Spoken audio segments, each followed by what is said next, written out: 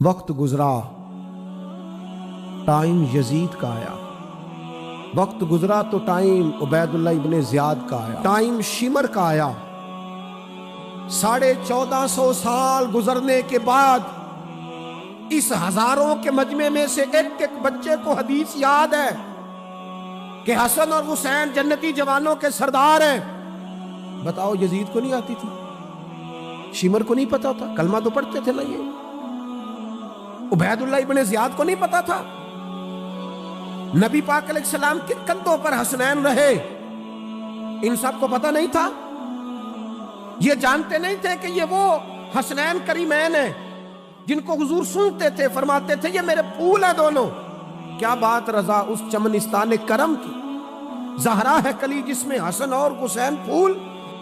آج 1450 سال گزرنے کے بعد امت کو حدیث آتی ہے کہ نبی پاک علیہ السلام نے فرمایا جس نے حسن اور حسین سے پیار کیا اس نے مجھ سے پیار کیا، جس نے ان سے بغض رکھا اس نے مجھ سے بغض رکھا۔ کلمہ پڑھتے تھے، مسلمان کہلاتے تھے۔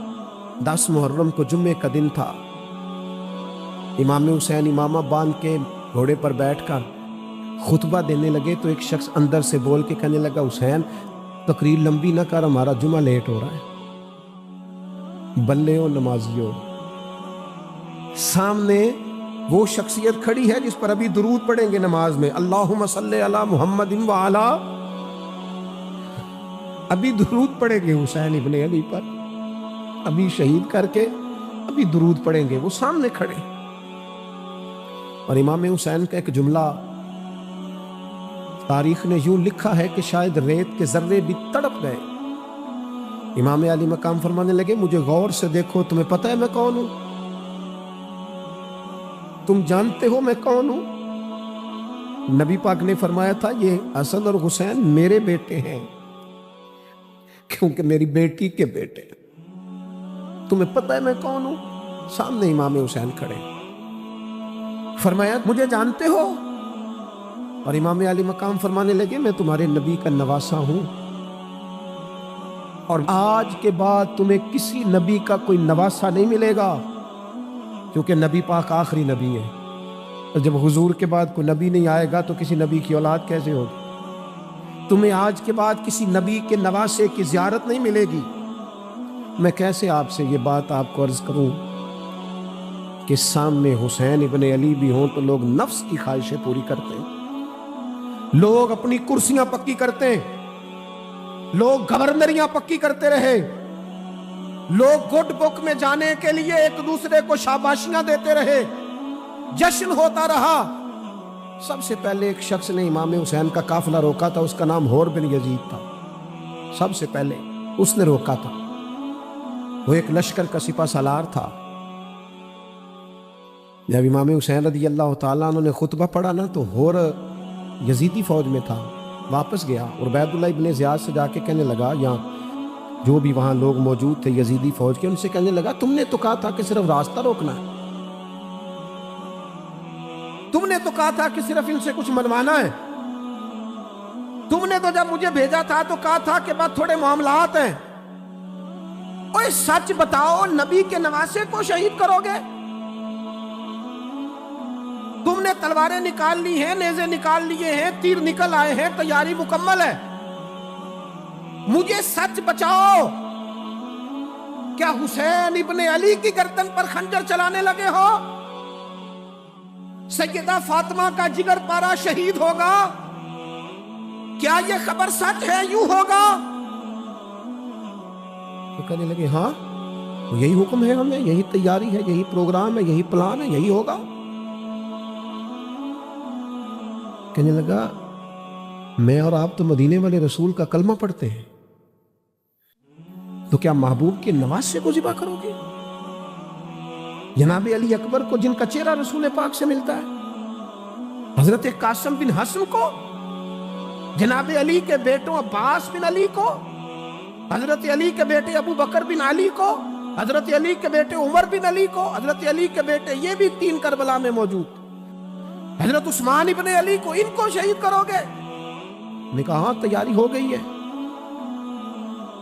تو سب کے ضمیر مردہ نہیں ہوتے، ہاں ہاں، بڑی بڑی سخت جگہوں پہ پھول اگتے ہیں. اور انہیں جب ان سے کہا کہ تمہارا پکا ارادہ ہے، کہا پکا ارادہ ہے. تو اس نے کہا یہ زیرہ پکڑو، یہ عہدہ پکڑو، مجھے تمہارا دیا ہوا عہدہ نہیں چاہیے، حسین کے نانا کی دی ہوئی جنت درکار ہے، یہ رکھو اپنے پاس، مجھے تمہارا. ایڑی لگائی اس نے اور دوڑا اور امام حسین کے قدموں میں گیا. کہنے لگا حضور میں مجرم ہوں، میں خطا کار ہوں، میں نے سب سے پہلے آپ کو روکا تھا، اور مجھے قسم ہے اللہ کی میں جانتا نہیں تھا ان کا ارادہ کیا ہے. حضور بھول گیا، غلطی کر بیٹھا، یہ انتے ہوں گے، ان کی آنکھوں پہ پٹی بندی ہوگی، اور مجھے تو پتا ہے نا کہ دنیا کو پھر محمد کا نواسہ نہ ملے گا، مجھے خبر ہے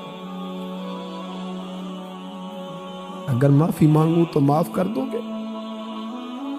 پہلا مجرم ہوں، میں نے روکا ہے، اگر آ جاؤں تو قبول کر لو گے. یہ ظرف، یہ حوصلے، یہ توانائیاں اگر ہیں تو سیدہ فاطمہ کے دودھ میں ہے، یہ شیر خدا کی تربیت میں ہے، یہ محبوب نے جو ان کی زبانوں کو چوسا تو اس کرم میں ہے. حضرت امام حسین نے اٹھ کے سینہ یوں چوڑا کیا، ہاتھ پھیلائے، فرمایا آجا، لگ جانا میرے سینے کے ساتھ، تو آ جانا، تو نے دیر کی، ہم تو پہلے سے منتظر تھے، تو آ جا، تیری ساری معاف ہے. اور کے مقدر جاگے، امام علی مقام کے لشکر میں شامل ہوا. بعض نے لکھا ہے جو لوگ ابتدا میں شہید ہوئے امام حسین کی طرف سے، ان میں اور شامل. خدا را کچھ خواہشات، کچھ نفسانی باتیں چھوڑ دو. سارا دن اپنے آپ کو ہی منواتے رہنا، اپنی ضد کے سامنے لوگ بڑے بڑے ادارے تباہ کر دیتے، بڑی بڑی جماعتیں تباہ ہو گئیں، بڑے بڑے آستانے خیر کے ٹوٹ گئے، لیکن ہماری انا، ہماری ضد، ہمارا تکبر، ہماری اپنے لیے خواہشات یہ ختم نہ ہو سکیں. امام حسین رضی اللہ تعالیٰ عنہ کو جن لوگوں نے شہید کیا، انہیں حضور کا خون نظر نہیں آیا، نفس کی خواہشیں نظر آئیں، جائیدادیں نظر آئیں. لیکن پتہ ہے کمال کیا ہے؟ ہمیشہ جو لوگ حق قبول کرتے ہیں نا، اللہ تعالیٰ انہیں یہ عزت عطا کرتا ہے. 2-4 باتیں میری ضرور لے کے جانا. یہی لنگر ہے آج پیغام حسین کانفرنس کا. دیکھو آپ کے والد آپ کو جو سمجھاتے ہیں وہ ٹھیک ہے، یا جو آپ کہہ رہے ہیں وہ ٹھیک ہے؟ غور کرو. آپ کے اساتذہ اور مشائخ جو آپ کو کہتے ہیں وہ ٹھیک ہے، یا جو ضد آپ نے لگا لیا وہ ٹھیک ہے؟ اور سب سے بڑھ کر اللہ رسول کا حکم زیادہ مؤثر ہے، یا جو آپ نے اپنی مرضی سے چیزیں طے کی ہیں وہ زیادہ مؤثر؟ اپنی نفسانی خواہشات کو تھوڑی دیر کے لیے کنٹرول کرو، اپنے آپ پر تھوڑی دیر کے لیے پابندی لگاؤ، ایک ایک کر کے اپنی خواہشات کو کچلو. زندگی کے اندر کچھ ایسی چیزیں پیدا کرو جس سے روح تازہ رہے، دل تازہ رہے، طبیعت تازہ رہے، دین بچا رہے. جتنی طلاقیں ہوتی ہیں نا معاشرے میں، ہم سے اگر دن میں 100 لوگ مسئلہ پوچھتے ہیں تو 95 طلاق والے ہوتے ہیں، سوائے اس کے کہ نہ میاں ہارنے کو تیار تھا، نہ بیوی ہارنے کو تیار تھی، بالآخر رشتہ ہی ہارا. دونوں کے ہوتے ہوئے بچے یتیموں جیسی زندگی گزارنے لگے. تھوڑی دیر کے لیے لوگ چپ نہیں کیے، سارا کچھ ختم کر لیا. اپنی مزاج کے اندر، اپنی طبیعت کے اندر تحمل پیدا کرو. بردباری، میں ایک دفعہ بہت پریشان تھا، حالات کچھ عجیب رخ اختیار کر گئے، بہت پریشان تھا. تو میں ایک بزرگ کی خدمت میں حاضر ہوا، میں نے کہا دعا فرمائیے گا. تو مجھے کہنے لگے سیدہ زینب کی سیرت پڑھو. تو میں نے پہلے دن آ کے کتاب کھولی نا، تو دربار دمشق میں جو جناب زینب نے کلام فرمایا نا، انسان ٹوٹ جاتا ہے. لیکن انسان حق پہ ہو کے اگر گلا بھی کٹا لینا تو اس کا مزاج طاقتور رہتا ہے، روح طاقتور رہتی ہے، اسے محسوس ہوتا ہے کہ میں کمزور نہیں پڑا. یزید نے جب کوئی بات کی نا دمشق کے دربار میں، تو حضرت زینب پیچھے بیٹھی تھی پردے کے لوگوں کے درمیان. اس نے جب کوئی بات کی تو جناب زینب وہاں سے اٹھ کے، ہماری خواتین ہر بات پہ روتی ہیں، 2 کہیں کہ ختم ہی نہیں ہوتے. جناب زینب پیچھے سے اٹھیں پردے کے پیچھے سے، اور جب اپنی گرجدار آواز میں انہوں نے گفتگو شروع کی تو وہاں ایک نابینا بزرگ بیٹھے تھے جو مولا علی شیر خدا کی بارگاہ میں حاضری دیا کرتے تھے۔ جب سیدہ زینب نے خطبہ شروع کیا نا تو وہ بزرگ چونک گئے، اور وہ نابینا تھے تو ساتھ والے آدمی کا گھٹنا ہلا کے کہنے لگے علی آ گئے دربار میں، علی کی آواز ہے، علی بول رہے ہیں دربار دمشق میں۔ وہ زینب کا خطاب منبر پہ علی بول رہے ہو جیسے، علی آ گئے، وہ گرج آواز میں، وہ تنتنا، وہ دبدبا، وہ وزاداری، وہ ان کی بات میں صداقت، کانپ گئی ہر چیز دربار کی۔ اور امام زین العابدین بیمار بھی تھے، مسافر بھی تھے، پریشان بھی تھے، لیکن جب یزید سے انہوں نے کہا نا مجھے خطبہ دینے دے تو چند منٹ گفتگو کی امام زین العابدین نے، تو کہنے لگا اذان پڑھو جماعت کرائیں، اس لیے کہ ان کی باتوں میں وہ حق ہوتا ہے۔ میں دیکھتا ہوں ہماری سب کی اپنی اپنی خواہشیں ہیں، اپنے اپنے رویے ہیں، اپنا اپنا مزاج ہے۔ اگر لوگوں کو کسی جگہ بھی ملک کی ملی اور دینی پروگرام کے لیے جمع ہونے کو کہا جائے ہم تیار نہیں۔ کیا کیا جاتا ہے ہمارے ساتھ؟ ہمارے ضمیر اس لیے خریدے جاتے ہیں کہ ہم خواہشات کے بندے ہیں۔ الگ الگ کر کے کسی کو کہا جاتا ہے تیرا کاروبار چمک جائے گا، کسی کو کہا جاتا ہے تیرا وہ نظام ٹھیک ہو جائے گا، الگ الگ کر کے لوگوں کو خرید لیا جاتا ہے۔ لیکن اگر خواہشات تھوڑی ہو، اللہ کی رضا پر چلنے کا جذبہ زیادہ ہو تو میرے عزیز زندگی آسان ہو جائے گی۔ میں تو امام علی مقام رضی اللہ تعالیٰ نور یزید کے معاملے میں ایک ہی بات سمجھا ہوں، سب کو پتا تھا یہ حسین ابن علی، سب کو پتا تھا حق ان کے ساتھ، سب جانتے تھے ان سے زیادہ عظمت کسی کی نہیں، لیکن اپنے نفس کی خواہشوں پر کنٹرول نہیں کر سکے۔ پوری امت کا اس وقت مسئلہ ضروریات کا نہیں، خواہشات کا ہے۔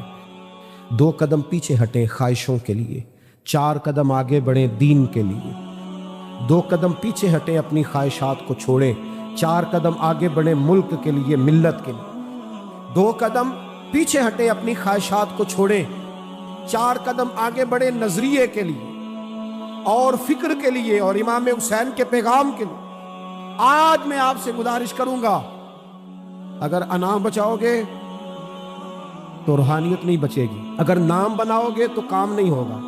فاضل بریلوی نے کہا تھا بے نشانوں کا نشان مٹتا نہیں، ہمارا تو مٹتے مٹتے بھی نام ہو ہی جائے گا۔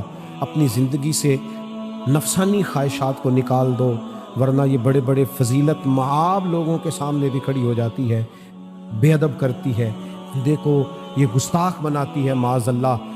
بڑی جگہ انسان زیادتیوں پہ، آج بھی کچھ لوگ کہتے ہیں فلاں آدمی اتنا نیک ہے تو پھر فلاں بندہ مخالفت کیوں کرتا ہے؟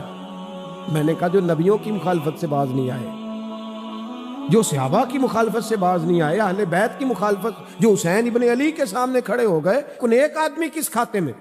اللہ کا قرآن کہتا ہے یجاہدون فی سبیل اللہ ولا یخافون لومۃ لائم ذالک فضل اللہ یؤتیہ من یشاء۔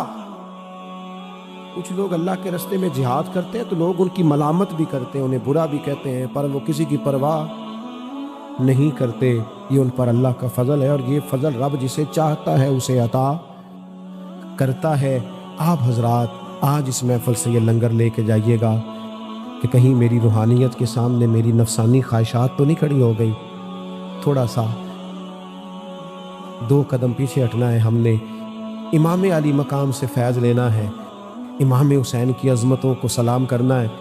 سر اٹھا کے جینا چاہتے ہو تو امام حسین کا طریقہ اپنا لو، ان کے رستوں کے مسافر بن جاؤ۔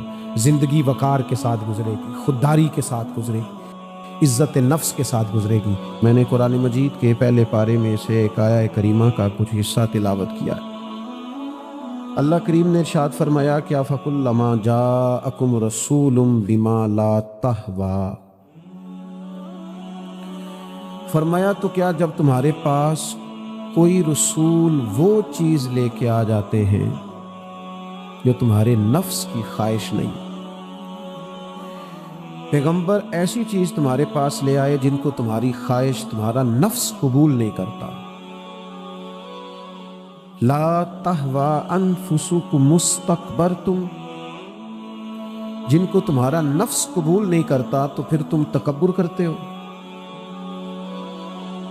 تمہارے نفس پر وہ چیز گراں گزرتی ہے، تمہاری خواہش کے وہ چیز خلاف ہوتی ہے، تمہاری مرضی کے مخالف ہوتی ہے، پھر وہ تم اس سے تکبر کرتے ہو۔ فَفَرِيقًا كَذَّبْتُمْ،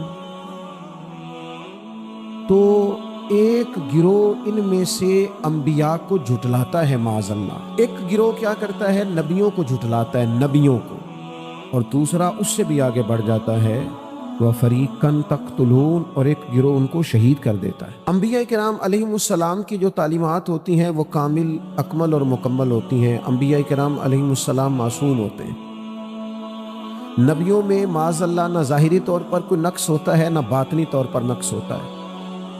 اللہ تعالیٰ انبیاء کرام علیہم السلام کو بڑے قبیلوں میں پیدا فرماتا ہے، ان قبیلوں میں جو اس دور کے اندر لوگوں میں بڑی قدر کی نگاہ سے دیکھے جاتے ہیں، ان میں نبی آتے ہیں۔